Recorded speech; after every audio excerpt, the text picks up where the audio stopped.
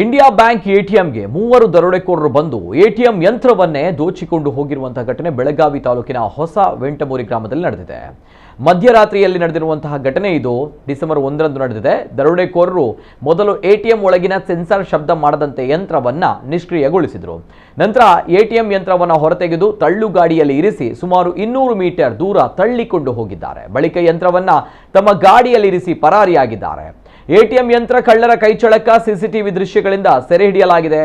ATM ಯಂತ್ರದಲ್ಲಿ 1 ಲಕ್ಷಕ್ಕೂ ಅಧಿಕ ಹಣ ಇದ್ದುದಾಗಿ ಮೂಲಗಳಿಂದ ತಿಳಿದು ಬಂದಿದೆ. ಘಟನಾ ಸ್ಥಳಕ್ಕೆ ಧಾವಿಸಿದ ಕಾಕತಿ ಪೊಲೀಸರು ಪರಿಶೀಲನೆ ನಡೆಸಿ ತನಿಖೆ ಮುಂದುವರೆಸಿದ್ದಾರೆ.